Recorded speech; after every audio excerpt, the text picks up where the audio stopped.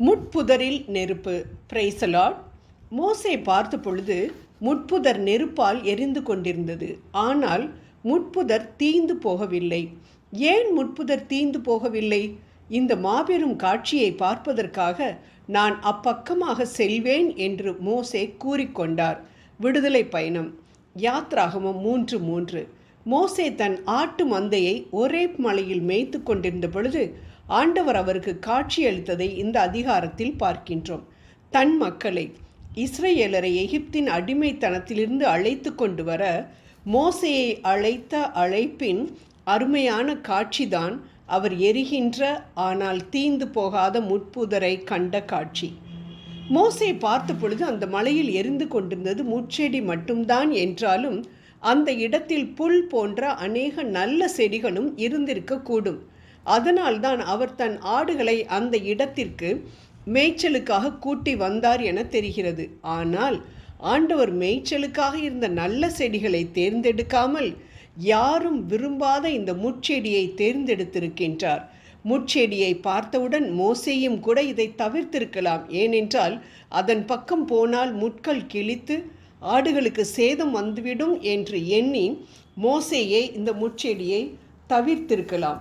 நம்மையும் கூட நிறைவாக வைக்காமல் அநேக குறைகளோடு இந்த முட்செடி போல ஆண்டவர் வைத்திருக்கலாம். அன்பானவர்களே, மற்றவர்களைப் போல எனக்கு அழகில்லை, படிப்பில்லை, வசதி இல்லை, சுகம் இல்லை என்று புலம்பிக் கொண்டிருக்கின்றீர்களா?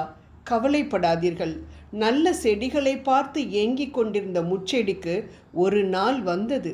30 லட்சம் மக்களை அழைத்து சென்ற மோசேயை தன்னிடம் வரவைக்க முட்செடிக்கு ஒரு நாள் வந்தது போல உங்களுக்கும் ஒரு நாள் வரும். ஏனென்றால் ஆண்டவரின் பார்வை முட்செடி போன்று அநேகர் வெறுத்து ஒதுக்கப்பட்டு ஒரு பிரயோஜனமும் இல்லை என்று மற்றவர்கள் சொல்லத்தக்க வகையில் பலனற்ற வாழ்க்கை வாழ்ந்து கொண்டிருக்கும் நம்மை ஆண்டவர் விசேஷித்த வகையில் பார்க்கிறாரே, அதற்காக நன்றி சொல்லுவோம்.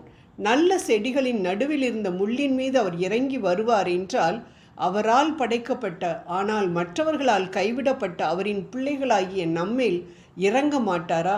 அதனால் ஆண்டவருக்கு முதலில் நாம் நன்றி கூறுவோம். ஆண்டவர் மோசேயை முள்ளின் பக்கம் திருப்ப அந்த முள் செடியை விடுவிடுவென்று வளரச் செய்திருக்கலாம். அல்லது மோசே பார்த்து கொண்டிருக்கும் பொழுதே அதை ஒரு ரோஜா செடியாக மாற்றி ஒரு அற்புதத்தை நிகழ்த்தி இருக்கலாம். முள் செடிக்கும் சந்தோஷமாக இருந்திருக்கும். இதுவரைக்கும் விலகிச் சென்றவர்கள் தன்னை ஒதுக்க மாட்டார்கள் என்று நினைத்து அது சந்தோஷப்பட்டிருக்கும். ஆனால் ஆண்டவர் அற்புதத்தை நிகழ்த்தியது எப்படி? அந்த முள்செடியை நெருப்பால் எரித்து, நெருப்பால் எரித்த பொழுது அந்த முட்செடிக்கு எவ்வளவு வலுத்திருக்கும்? ஒருவேளை அந்த முள் செடியிடம் ஆண்டவர் பேசியிருந்திருக்கக்கூடும். இது ஒரு கற்பனையாக நாம் எடுத்துக்கொள்ளலாம். அதாவது, உன்னை மற்றவர் விரும்பும் ரோஜா மலராக மாற்றவா அல்லது உன்மேல் நான் நெருப்பாக இறங்கி வரவா என்று அந்த முள் செடியை பார்த்து ஆண்டவர் கேட்டிருந்திருக்கக்கூடும். நிச்சயம் முட்செடியும் சொல்லியிருக்கும், ஆண்டவரே நீர் என்மேல் இறங்கும் என்று. அதனால் நாம் கண்டது என்ன? ஒரு அற்புதம், ஒரு அதிசயம். அன்பானவர்களே, அந்த முள் செடி நெருப்பிற்கு இடம் கொடுத்ததால் மோசே முதலில் கண்டது அந்த முள் செடிக்கு ஏற்பட்ட அதிசயத்தை தான். நாம் ஆண்டவரின் மகிமை நம்மேல் இறங்க முட்செடியைப் போல துன்பங்களை தாங்கிக் கொண்டோம் என்றால் மற்றவர்கள் அழிவை நம்மில் காண ஆண்டவர் ஒரு காலும் அனுமதிக்க மாட்டார். மாறாக அற்புதத்தை நம்மில் மற்றவர்கள் காணச் செய்வார் நம் அன்பின் தேவன்.